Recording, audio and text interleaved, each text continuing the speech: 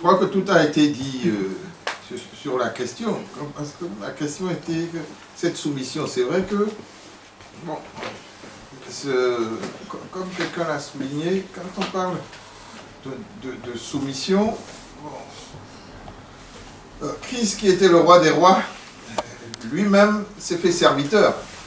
Il s'est fait serviteur. Hein, c'est le sens du lavement des pieds aussi. Bon, et quand on parle de soumission, c'est vraiment au niveau spirituel qu'il faut comprendre ça. Parce que dans les faits, c'est vrai que la femme a plus de pouvoir que l'homme.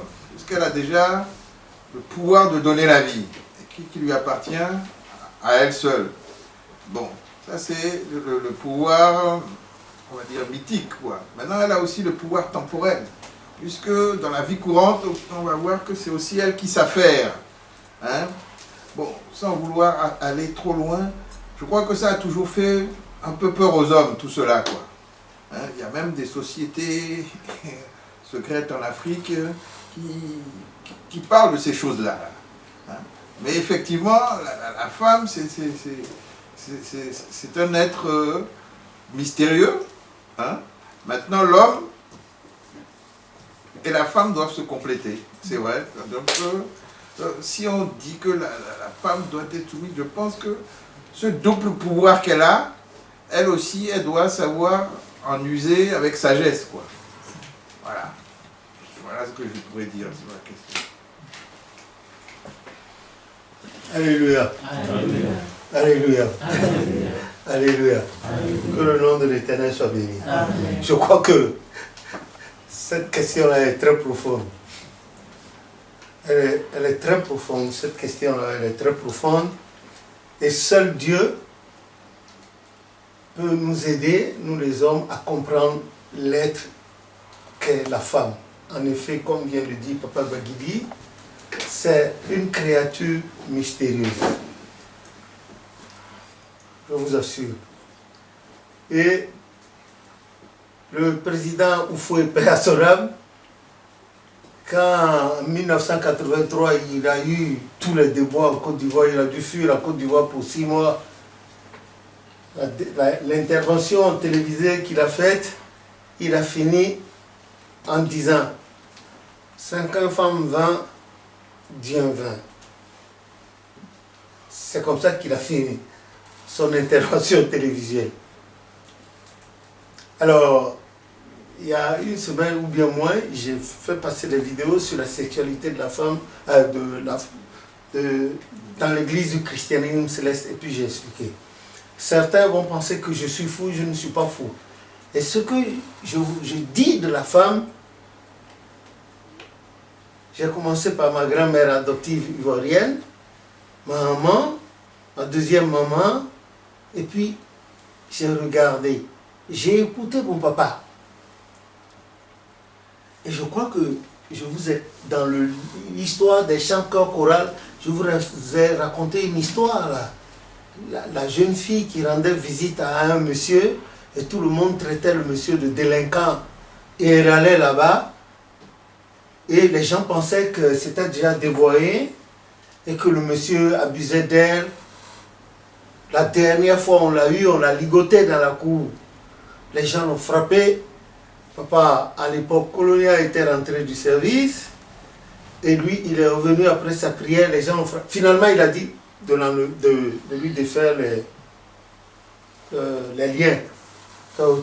Parce que quand ils ont fini de donner le dernier coup de chicotte à la jeune fille, là, avec le corps en sang, c'est, vous voyez, l'éducation à l'époque coloniale. Quand on a fini de la chicoter, elle était là, dans les cordes. Et elle dit, dans le dialecte, je vous prie au nom de Dieu, je veux voir son nom. Vous allez chercher ça, j'ai oublié le nom, elle dit, en pleurant. Elle n'a pas parlé de ça. Elle a dit, je vous supplie au nom de Dieu, je veux voir. Mon papa a dit, allez, enlevez-lui les cordes en même temps. Et tout le monde était, papa a dit, ne la frappez plus. Ils ont fait venir le garçon. Ils ont demandé à la fille, tu l'aimes? Elle dit oui, par 3 fois. Ils ont demandé au garçon, tu l'aimes? Oui. Or, c'était un individu que tout le monde avait isolé. Parce que quand tu le piétinais, il te piétinait 2 fois. Quand tu le suites 1 fois, il te suite 7 fois. Quand tu le gratilles, il te gratille. Alors, donc tout le monde, c'est un bandit. Et c'est celui-là que la fille, chaque fois qu'on l'envoyait en commission, elle faisait un détour par là-bas. Alors, le détour lui coûtait la punition de la peau, la punition physique. Les gens ont frappé jusqu'à quand on a fait, je vous supplie au nom de Dieu, je veux vous. Et ce jour-là, papa a dit, l'histoire de femmes et d'hommes, c'est Dieu seul qui règle. Allez, enlevez les liens, on a enlevé. Ma fille est venue me dire, vous savez que papa a financé leur mariage et cette jeune fille-là était vierge. Devant, et puis à l'époque, le tissu de la virginité, on promenait ça avec les... Ils ont fait ça à Trècheville, là. Ils ont eu des doublés, des jumeaux. Et le type a changé de vie. Carrément, il a eu du travail et puis... est devenu... Voilà, c'est ça. Il ne faut pas jeter la pierre à tout le monde. Il y a toujours un background. Il y a le temps, les interventions, et puis l'homme peut changer. La femme peut changer. La soumission. Le problème de la soumission que notre fils Ségui a soulevé, c'est très important. Quand nous étions à Saint-Ouen, tous les premiers samedis du mois, les femmes de la paroisse organisaient paroisse au chauffeur, porte ouverte. Et on venait, ça posait des questions. Il y avait une femme devant là. Elle a dit, papa, mais quand l'homme fait ça, l'homme fait ça, l'homme fait ça, l'homme fait ça, l'homme fait ça, qu'est-ce que la femme doit faire? Que le nom de l'Éternel soit béni, le Seigneur m'a inspiré et je lui ai parlé. Elle s'est calmée, elle a retrouvé sa place. Au fond là-bas, il y a un autre devancier qui s'est levé, que j'avais déjà rencontré sur une paroisse. Elle a dit, mais papa, quand vous avez parlé comme ça, ah non, et il faut dire que la femme doit être soumise, sinon à la maison ça ne va pas. J'ai dit, vous êtes marié? Il dit oui. J'ai dit, si vous parlez comme ça, la femme, elle va se donner à quelqu'un d'autre. Ce bien, on va la frotter correctement, elle va vous envoyer le résiduel. Il a dit, j'ai dit, c'est grâce, et puis vous ne pouvez pas la toucher parce que c'est un délit. C'est vous qui allez quitter finalement la maison. Qu'est-ce que c'était? Qu'est-ce que c'est?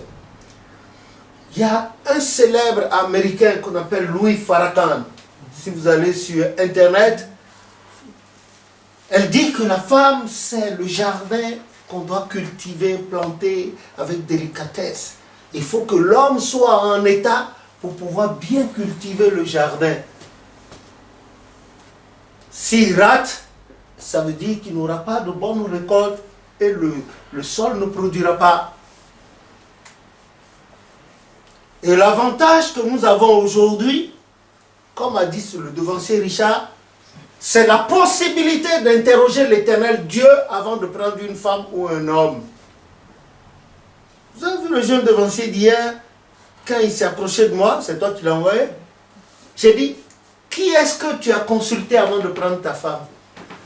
Il a dit, je n'ai pas consulté Dieu. J'ai dit, c'est là, tu es obligé d'assumer. Il faut te remettre complètement en cause. Si elle te fait des histoires, offre-lui des cadeaux. Si elle t'insulte, offre-lui des cadeaux. Commence par faire ça. Tu te remets en cause complètement et tu verras, l'équilibre va arriver.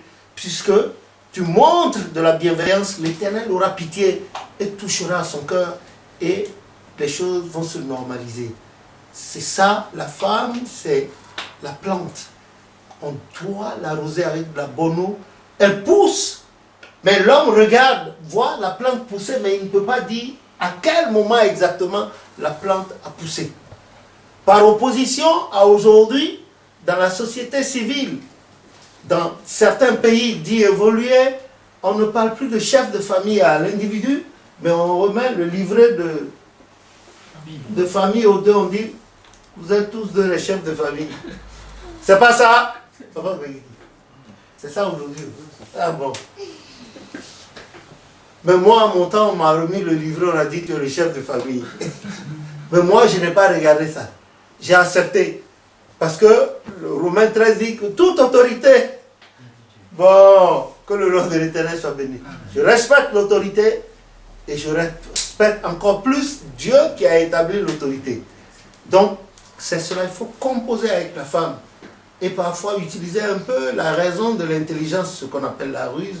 Vous parlez, ce n'est pas la ruse machiavélique, mais la bonne ruse. Et il faut toujours composer avec elle. Et c'était ce qui faisait la force de nos rois d'Afrique et de certains empires. Quand le roi, là, est en présence de son conseil des anciens, et quand les gens interviennent, la femme du monsieur est dans la cour de l'autre côté, et elle suit tout ce que les gens disent. Mais ceux qui sont là ne savent pas qu'il y a une autre oreille qui écoute de l'autre côté. Elle entend tout. Et le roi dit, bon, je vous ai écouté, je vais réfléchir. Demain, on va se voir. Eux, ils partent. Lui, il a dit cela. Pourquoi? Parce qu'il sait que sa femme écoute. Et que sa femme est intelligente. Sa femme va l'aider. Comme disait mon papa, quand tu es avec une femme, dans les situations pires, il ne faut pas te creuser les méninges. Laisse le soin à la femme, elle trouvera la solution. Que le nom de l'Éternel soit béni. Que le nom de l'Éternel soit béni. Amen. Et c'est vrai. C'est vrai. C'est tellement vrai. Alors la nuit, quand le roi se retrouve seul, pendant qu'il mange avec la femme le sert, il mange, il dit, mais tu as suivi? Oui. Celui-là, il a dit ça, l'autre a dit ça. Non, hein, la vérité n'est pas là. Voilà, c'est celui-là qui a dit la vérité. Il faut appeler celui-là. Cette nuit, il faut l'écouter encore. Tu auras la vérité. Et comme ça, le lendemain, il revient avec ses grandes babouches, son pagne, son calumet là. Et puis, tout le monde s'incline. Alors qu'il revient avec les conseils que la femme lui a donnés. Que le nom de l'Éternel soit béni. Et c'est là-dessus qu'il tranche. Et son empire dure. Sa vérité dure.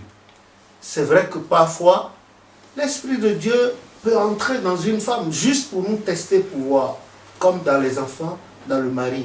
Voilà pourquoi nous devons être toujours en train de prier. La femme, il ne faut pas la traiter en punching ball.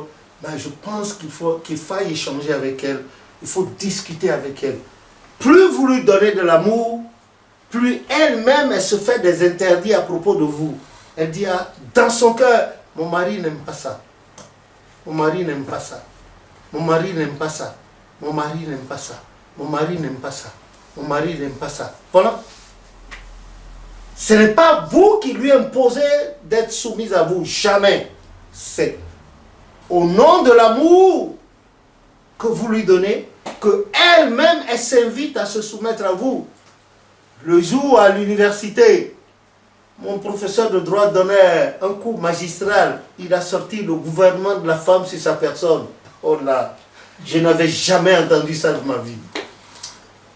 Il s'est livré à une démonstration. Hein? J'ai compris. Je vous assure.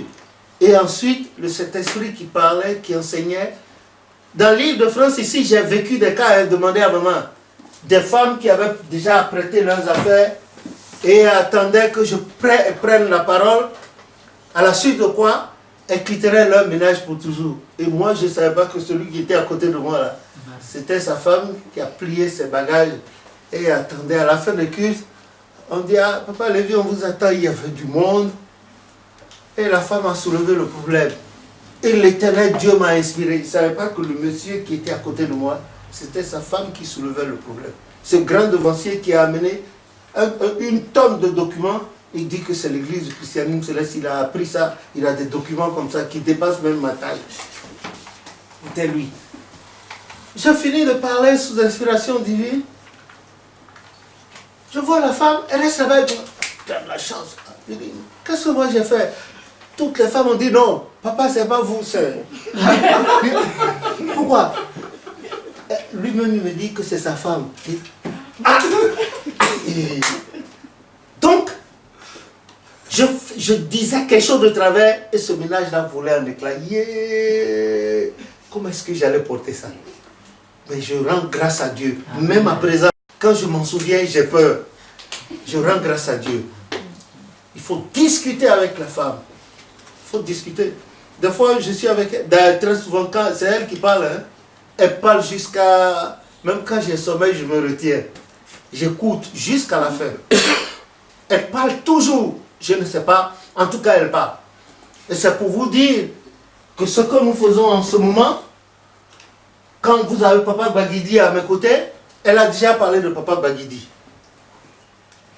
Elle a dit c'est comme ça, c'est comme ça. Et dans les transports là, j'ai dit, elle ouvre son truc, les oreilles là. Et puis elle dit, ah Papa Baguidi, je suis dans les transports, je ne vous entends pas bien, il faut... Tu as reçu un message comme ça. Quand il y a un problème, je discute. Je rends grâce à Dieu. Voilà. Pour moi, c'est un plus. Parce que la tâche, elle est lourde, noble, et je ne peux pas tout cerner à la fois. Il faut quand même une autre oreille qui soit étrangère à ma personne, qui écoute et qui donne son point de vue.